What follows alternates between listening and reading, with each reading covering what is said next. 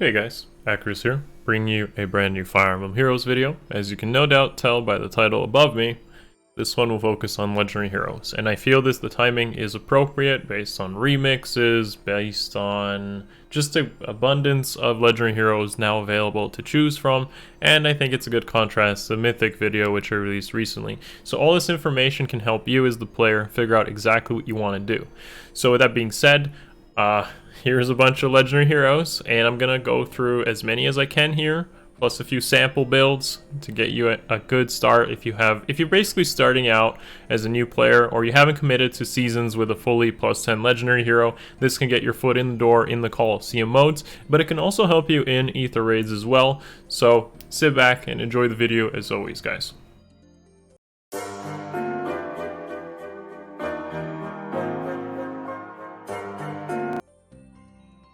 Alright guys, so here is the full list of Legendary Heroes. As you can no doubt tell, we're kind of lacking in the Wind and Earth department right now. So you can definitely expect those two to get Legendary Heroes coming up. Remixes are also kind of revitalizing the old ones, with Fjorm and Ike, as of the timing of this video, getting better. How much better is questionable, but I've definitely taken that into account for future projections of what I feel is the right thing, like how good they might end up being in the future.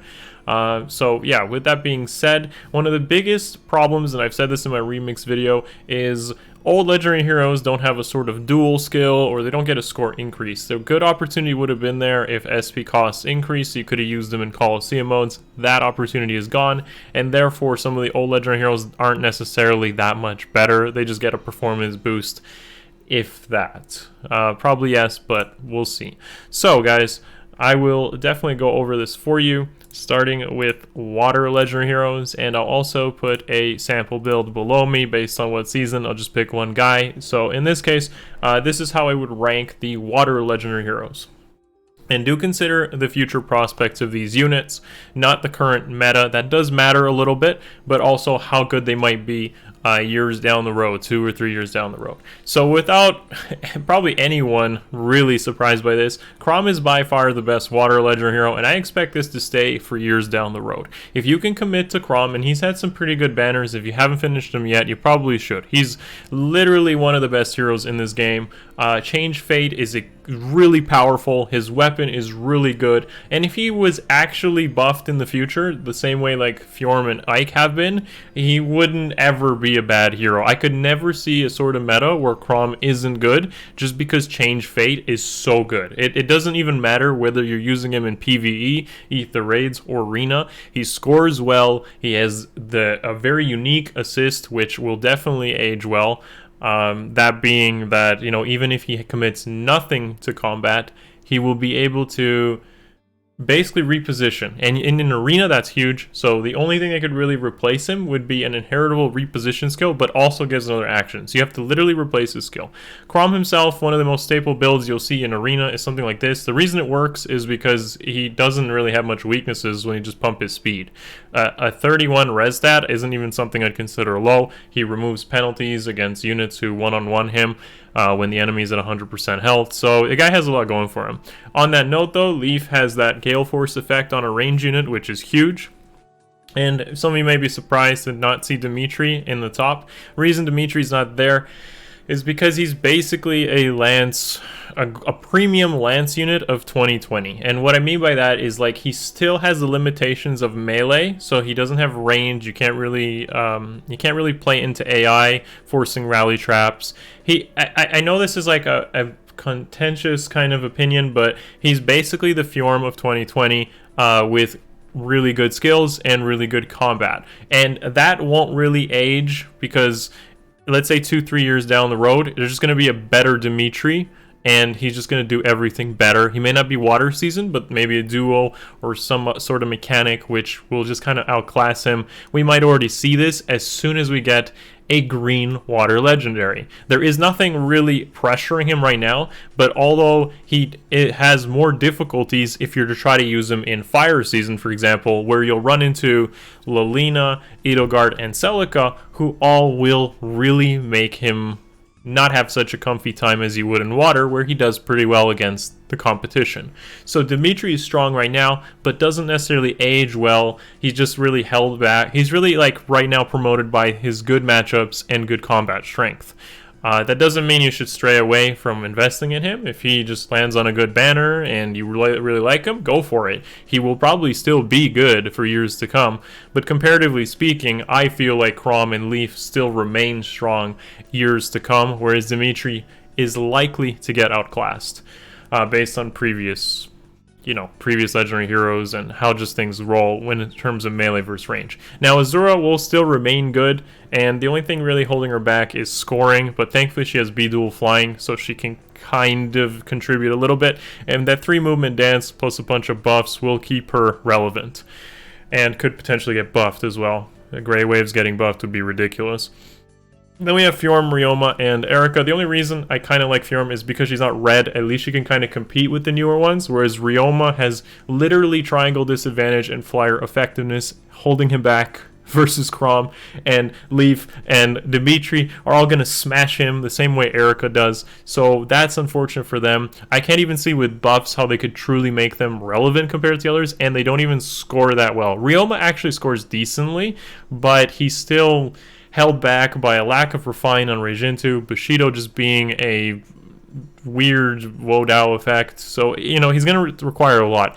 The buffs on Fjorm and Ike, for example, are pretty tame. They're not even necessarily always a better option with the Life and Death 4 build with with Repel, with Ice Mirror 1, for example, ends up taking advantage of the huge damage reduction that gets applied into Ice Mirror damage, whereas Ice Mirror 2 is basically twin blades with damage reduction without the double effect on Fjorm. That's how I see it, and it's not really that good. It's just like a side grade for someone like Fjorm. Ike, on the other hand, gets a little bit of an upgrade, so yeah.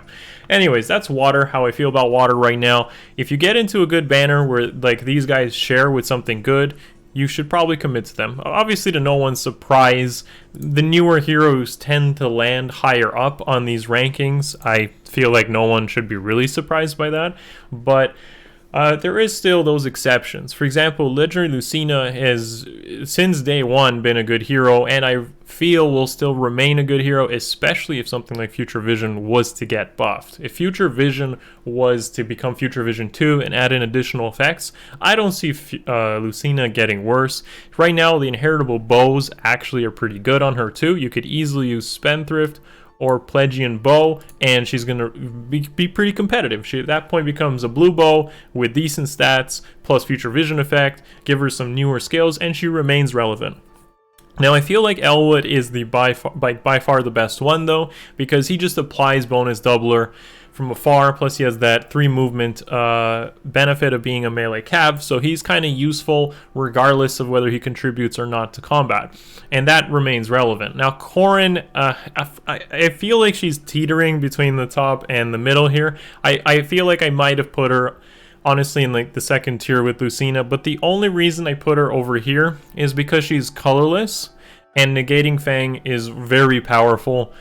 So, in comparison to, Dimitri, for example, she is a combat legendary, and I don't feel like combat legendaries will age well, but there's a few things going for Corrin, which is primarily being a colorless unit, hitting res, and Negating Fang being as powerful as it is, and pretty much unconditional. You can't really stop a setup Negating Fang if you're to use Shield Pulse, unless someone just has, Pulse Tie or something. Generally speaking, she is going to last because she has non-competitive damage reduction. It's very difficult to cut through it. There are ways, but it's difficult in comparison to Dimitri, who's blue and has speed-based damage reduction. So there's just a small comparison there. Corrin is just slightly above Lucina, and I'd say far below Elwood when it comes to actually long-term viability.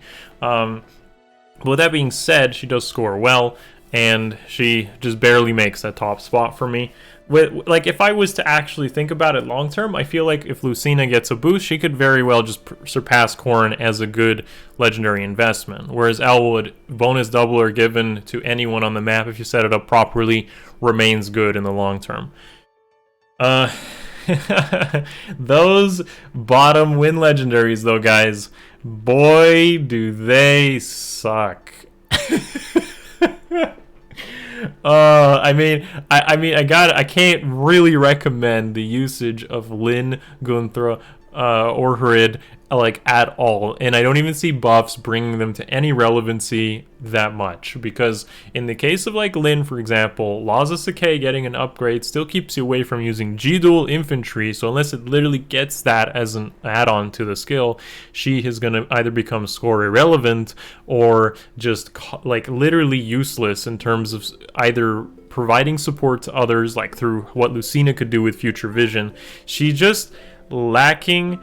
Hrid, unfortunately, while he is pretty good at combat, scores low, and Gunthra, same idea. I mean, it's disappointing that the wind options are this limited, and honestly, it's like the weakest season, with Elwood trying to hold on to everyone, you know, from remaining unviable. Disappointing season, probably should avoid. It could get a lot better, though, especially if we get Claude or something. Alright, so Earth Season. Despite Ike getting a buff, and Radiant Ether too would obviously be used down here, because it's just strictly better, there's not much going for him. You basically want to use him like Fallen Ike, I guess, in his season. So you want to like use Ike with speed damage reduction to potentially take on Julia. If you outspeed her, he can actually win that matchup. And in the same idea as Alm. So essentially, to make Ike relevant, for example, you just need to speed stack him enough, get in those Radiant Ethers, and make sure he doesn't lose that speed check and get damage reduction to fight that competition, which isn't that easy. Isn't that easy at all. Like, he's basically fighting uphill here versus blue threats, very strong blue threats, or just really speedy units. And that's unfortunate for him. Radiant Ether 2 doesn't do that much. So, if you want to do something, you basically got to use them like this. Or similar. It's a sample build, of course. Play with what you got and make it work. With that being said, though, there's no surprise here. Alm and Julia are both very powerful. Julia has a Omega Lull effect on her B. Lull is a good skill, as most people know.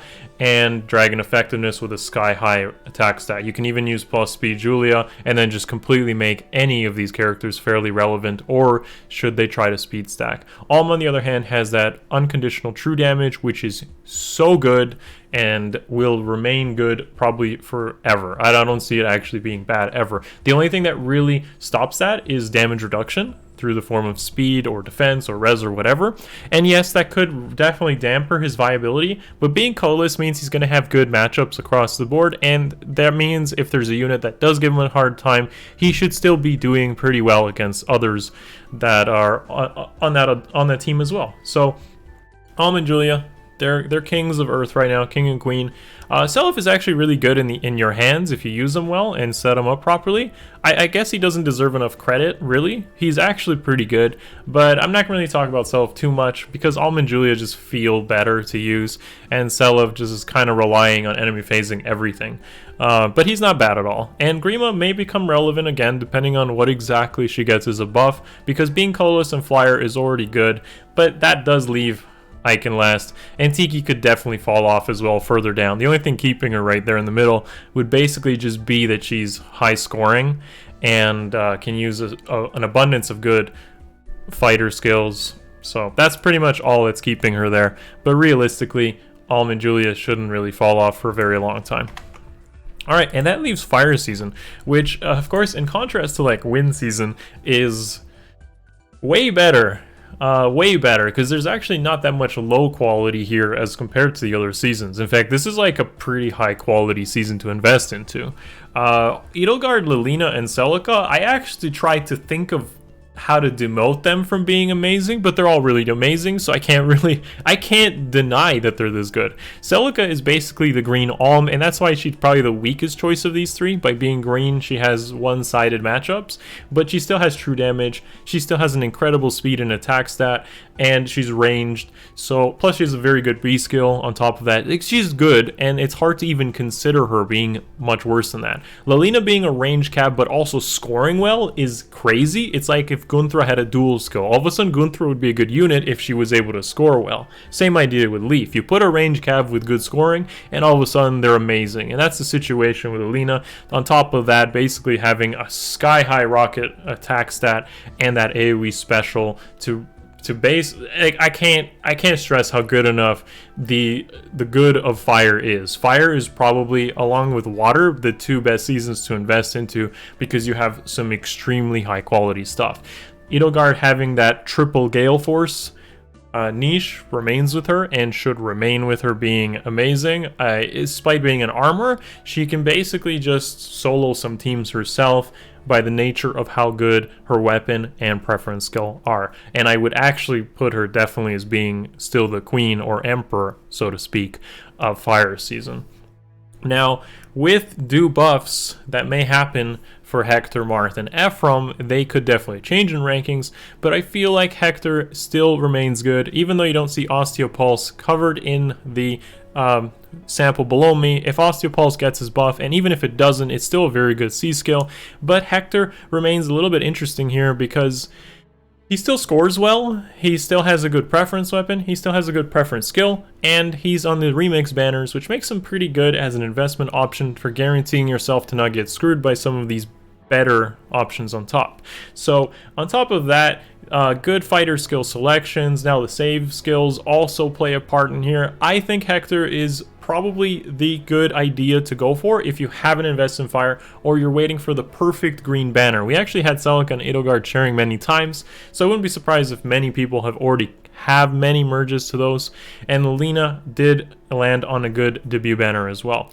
Now, believe it or not, Roy doesn't really make sense to be in the middle there, but he's kind of similar to Marth in this aspect. They actually score the same, but Roy has distant counter, whereas Marth just completely demolishes dragons as a sort of like contrast to the roles. So if you wanted a red distant counter unit, Roy is kind of the only guy that does that really, and it's unique to him, but other than that, he doesn't have much going for him.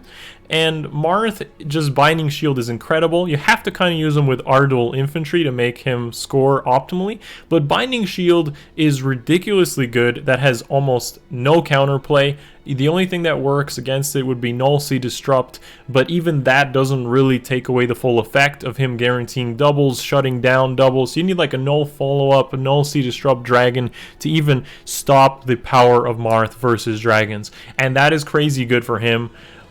He also has that bonus doubler effect on his weapon, so he's set up to be good in the future, and that's why he deserves to be in the middle alongside Roy and Hector. Believe it or not, they all kind of score the same, so pick the one that you feel matches you most. Unfortunately, Ephraim is basically the win season of Fire. He sucks, and he's at the bottom where he deserves to be. There's not much going for him. Auto doubles don't matter too much when your res stat is terrible and your speed can't guarantee your auto double versus units that might be running some sort of effect that stops your auto double. For example, Warrior Fighter, or weapons that do that, for example Cyros or whatever. So although I'm sure he'd outspeed Cyros, but regardless, that sort of stings for Ephraim, and hopefully whatever buff he gets in the future ends up making him more relevant in Fire season.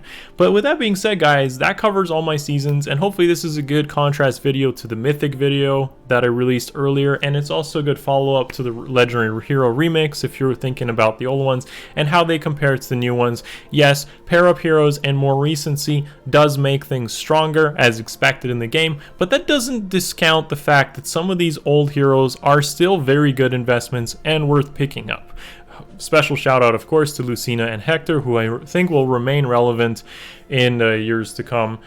So yeah, guys, hopefully you took something out of this. Give the video a thumbs up if you haven't already. Subscribe to the channel, and as always, thanks for watching, guys. Let me know in the comments below. Join the Twitch and Discord for further discussions. Thanks, guys.